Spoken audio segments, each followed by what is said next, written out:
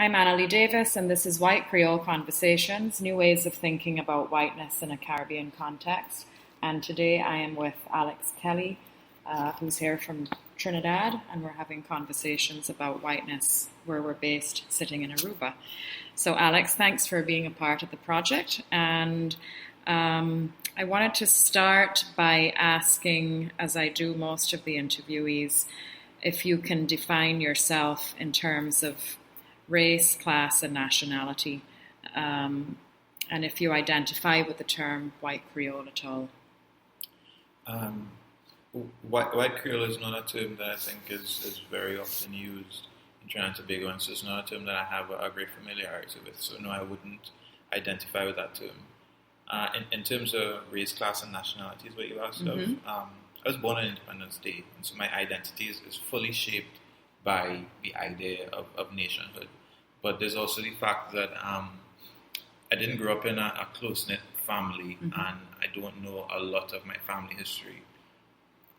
And therefore, a lot of my identity has been shaped more by my nationality than by my family. And racially, I think my ideas about race have been sort of, maybe not ideas, but consciousness of race has sort of been forced upon me rather than by society, not by my family, rather than by my own decision or by my own doing. And so the way I think of myself has come about as a result of that kind of tension rather than me consciously looking for it. So can you say something about those assumptions or those that are sort of forced upon you, as you're saying, by society? So how are you assumed? How do people read you racially in Trinidad? I think the easy thing off the bat is that I'm white. My mother's father is a black man, her mother is a black woman. But they're mixed, obviously, but they would be considered black. But yeah, I have green eyes, I have very light skin, and so people think of me as white. But then there's some who are a little bit more discerning, and they see that there's more there, but it's still easier to identify you as white. And I think part of the reason for that is that it's to say that someone is white within our local context, it offers a certain amount of excuses and a certain amount of leeway. Because of colonial history, you can get away with certain things.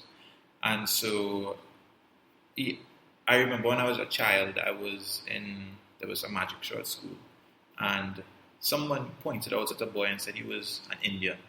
And I believe they meant it in a derogatory way, although I don't remember specifically. But I can't think of another reason why a child would have to point out that somebody's an Indian. And I didn't understand what he meant by he was an Indian. I didn't know what an Indian was.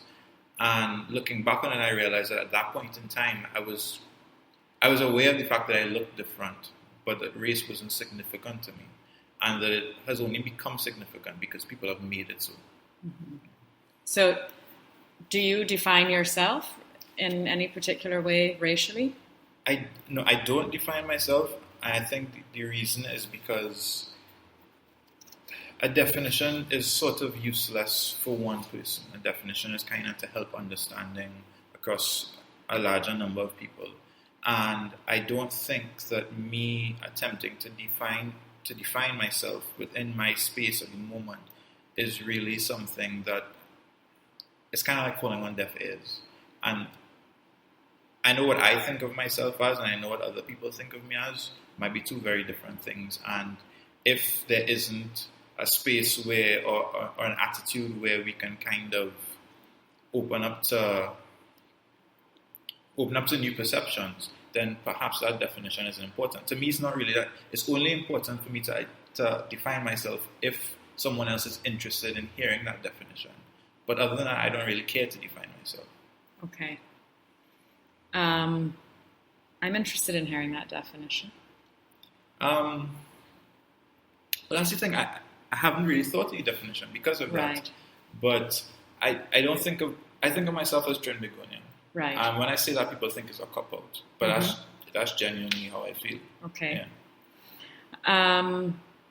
So I guess some of what you're saying in some ways implies, the question about if the society you live in, which is Trinidadian society operates as a racially ordered kind of space.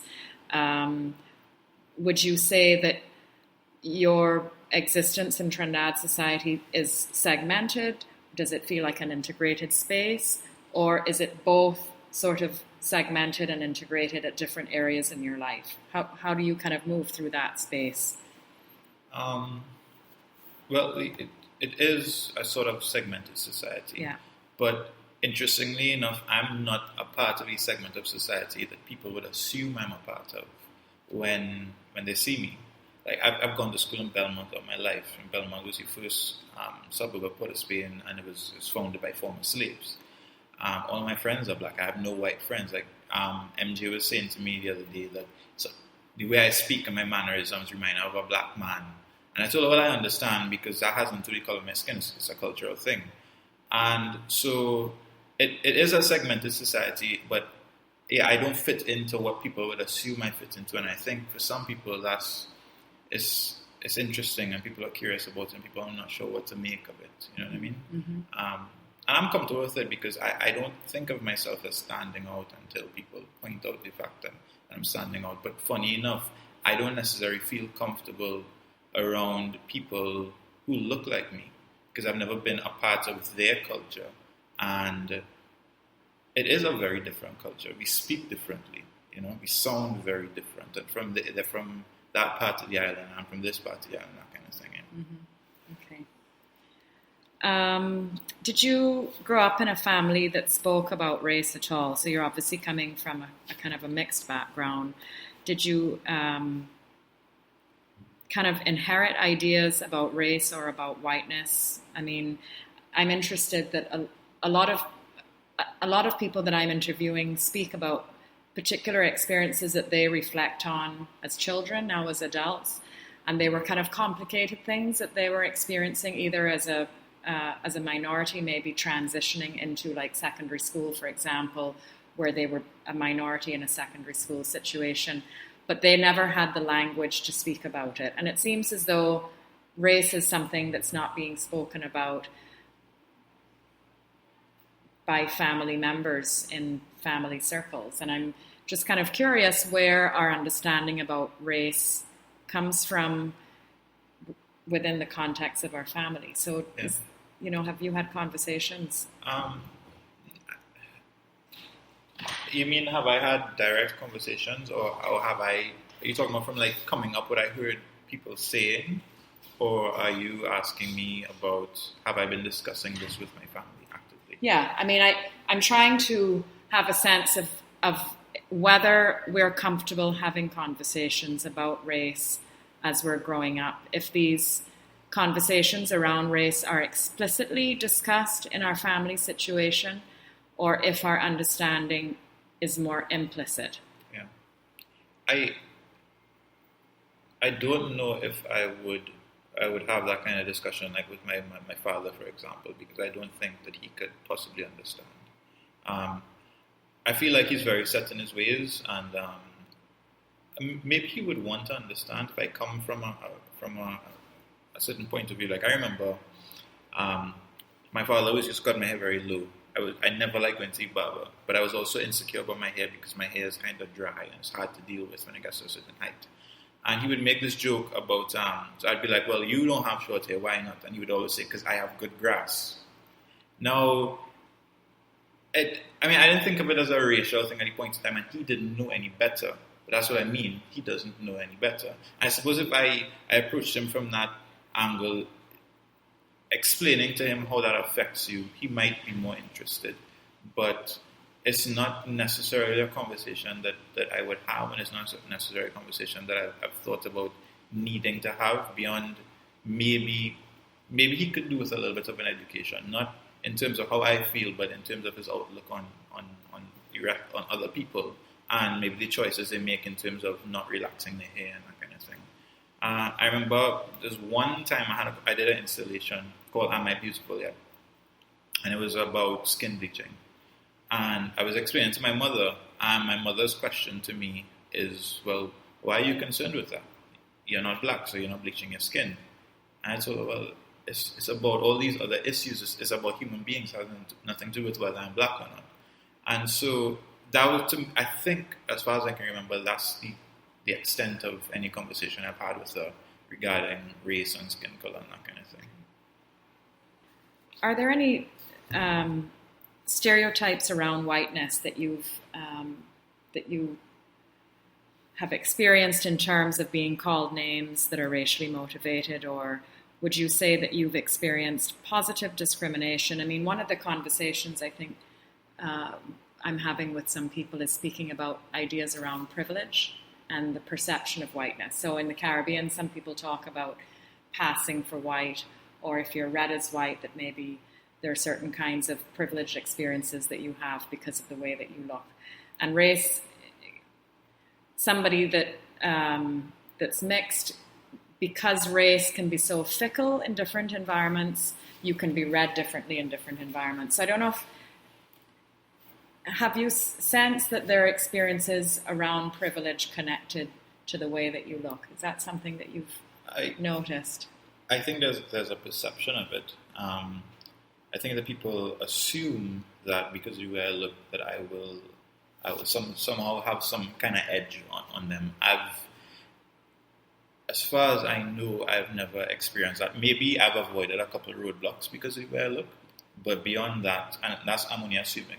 Beyond that, I can't say, but people definitely do assume that there's a kind of privilege, and I think it's because we have a habit of, we like to make assumptions in Trinidad and Tobago. We don't really care too much about intellectualism, about the truth. And so we tend to adopt attitudes about race and other issues from elsewhere without realizing that they don't necessarily fit within our circumstances. Our circumstances being that our first Prime Minister was a black man. The leader of our nation since it's been independent has never been a white man. White people have never been the majority.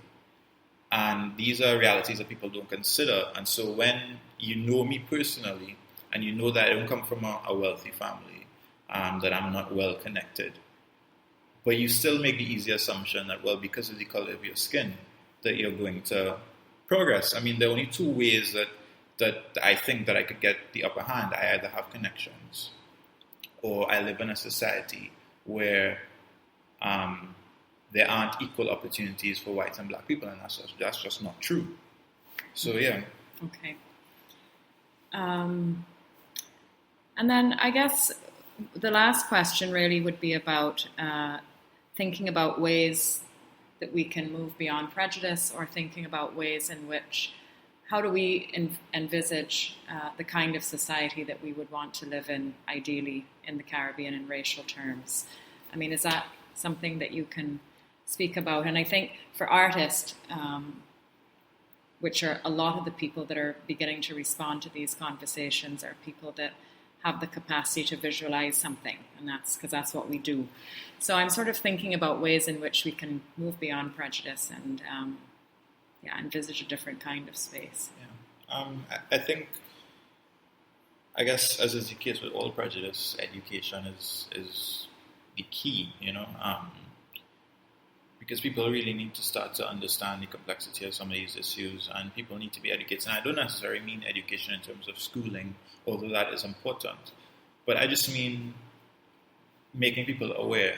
Alicia Milne did a work recently about her experience of whiteness, not growing up in a particularly wealthy family, growing up in Arima in this environment where she was, like myself, sort of one of a kind. And what that experience was like, I've never considered creating work around that.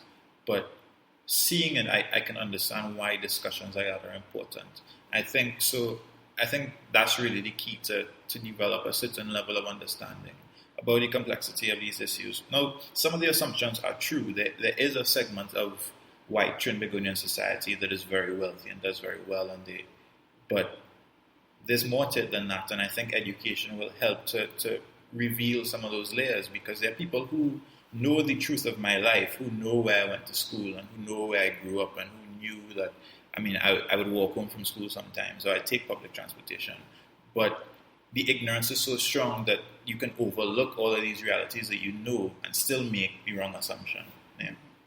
Is there anything that strikes you in secondary school or primary school Was there, I mean, for a lot of people, it seems like transitioning into secondary school is where some of this awareness happens about racial identity or the way in which history was taught, Caribbean history was taught. I don't know if either of those things have struck you in any way.